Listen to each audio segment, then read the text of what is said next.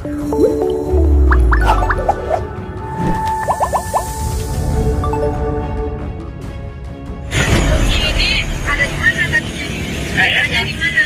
karena kalau coba dari situ saya ambil karena pagi itu dari sini langsung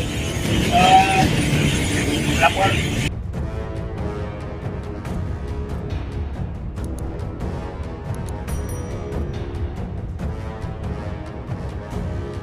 Pelaku pembunuhan sadis Subang hingga kini belum juga terungkap. Namun beredar kabar miring jika Yosef, yang merupakan suami sekaligus ayah korban pembunuhan akan ditetapkan jadi tersangka. Bukan tanpa alasan, kabar Yosef dijadikan tersangka itu karena dirinya berkali-kali diperiksa oleh pihak kepolisian untuk dimintai keterangan sebagai saksi. Terhitung, diketahui Yosef sudah diperiksa sebanyak 9 kali terkait pembunuhan tragis yang buat gempar masyarakat. Pihak Bareskrim Polri yang kini ikut turun tangan dalam kasus pembunuhan sadis ibu dan anak di Subang akhirnya bereaksi keras. Menurut keterangan polisi, tersangka pembunuh ibu dan anak di Subang bukan berarti yang sering dipanggil untuk diperiksa. Pihak Bareskrim Polri pun secara tegas menyebut jika pemanggilan saksi secara berulang tidak mengindikasikan bahwa yang bersangkutan adalah tersangka pembunuhan ini. Menurut Kabid Humas Polda Jabar RD Acaniago, pemanggilan saksi beberapa kali seperti Yosef Hidayat semata-mata hanya untuk kepentingan penyidikan.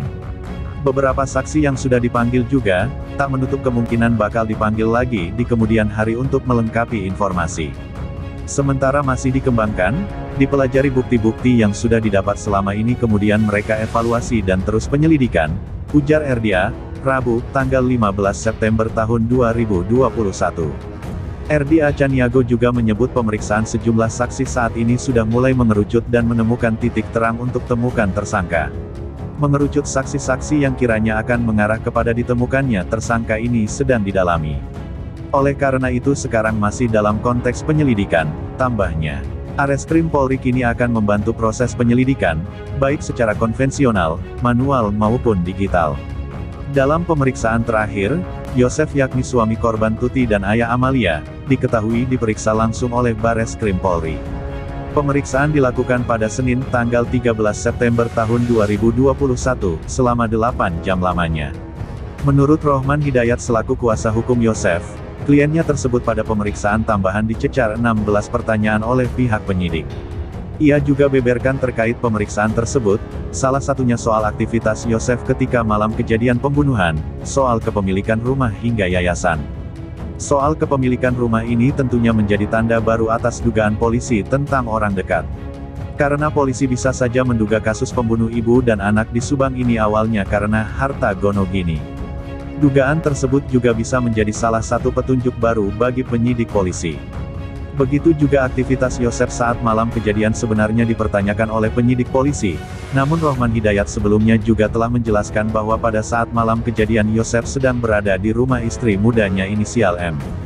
Kabarnya Yosef juga memiliki yayasan sekolah bernama Bina Prestasi Nasional yang berlokasi di Kecamatan Serang Panjang, Kabupaten Subang. Yosef merupakan pemilik, namun ketua yayasannya adalah Yoris, anak tertua Yosef. Amalia yang menjadi korban merupakan bendahara Yayasan Bina Prestasi Nasional itu. Sebelumnya, polisi juga sudah mengantongi bukti kuat yang mengerucut pada sosok pelaku.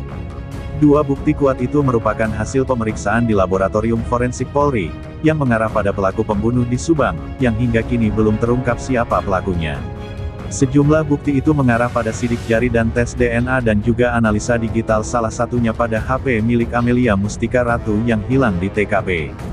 Dua bukti tersebut nantinya akan diperkuat dengan keterangan para saksi yang ikut membantu polisi.